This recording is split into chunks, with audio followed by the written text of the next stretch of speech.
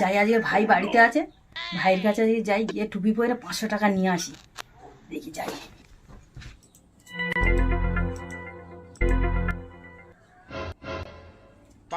এ ভাই, এই কি হয়েছে রে? বল কি হয়েছে বল। এই দেখ, 500 টাকা ধার দে না, আমার একটা শাড়ি অর্ডার করেছি, শাড়িটা কিনবো, খুব পছন্দ হয়েছে। 500 টাকা? কি বলিস?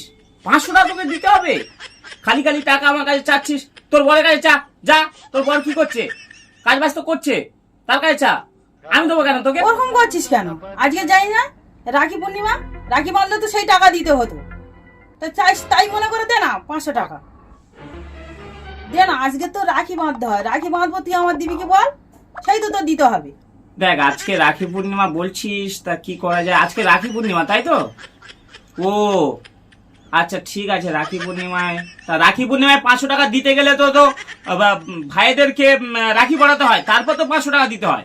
তা তুই আমার রাখি পড়া আগে, তারপর 500 টাকা দেবো? কি একবার হচ্ছে? আর ভালো দামি রাখি পড়াবি, তারপর 500 টাকা আমি অবশ্যই তোকে দেবো, ভালো টাকা দেবো, ঠিক আছে? একদম চকচকে কলকলে ব্যাংক থেকে ভাঙানো, কালকে পেটিএম থেকে তুলে এনেছি, ঠিক আছে? তা আমি তো রাখি বাঁধবো বলেই তো বলছি, রাখি বাঁধবো, তুই আমার 500 টাকা দিবি। ঠিক আছে, তাহলে বাঁধ, আর কি করবি? দে বাঁধ, ঠিক আছে। তাড়াতাড়ি বাঁধ, আমার সময় নেই, তাড়াতাড়ি বাঁধ বাবা, আমার কম্পিউটারে কাজ করতে হবে, ছেলেমেয়েরা তখন পড়তে আসবে, তাড়াতাড়ি বেটে ফেলবে। 500 টাকা আজকে আমার কাছ থেকে নিয়ে নেবে। ও মাই গড, এটা কি দিয়েছিস? আরে এ তো একটা কাগজ, আরে কাগজে ফুল তৈরি করেছিস? আরে রাখি বাঁধে তো আবার কাগজটা কি হয়েছে? কাগজের উপর তো সব রকম ডিজাইন হয়, তারপর তো হয়। ঠিক আছে, দাও।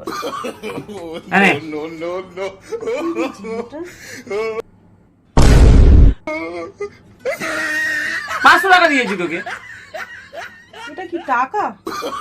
তাই টাকা না তো কি? 500 টাকা। এখানে লেখা আছে 500 রুপিস অনলি, অর্থাৎ 500 টাকা কেবলমাত্র। এটা নিয়ে দোকানে চলে যা, কি বলবি শাড়ি দাও একটা ভালো দেখে, 500 টাকা তাঁতের শাড়ি, ঠিক আছে? ওটা নিয়ে চলে আসবি আর শাড়িটা আমাকে দেখাবি, ওকে?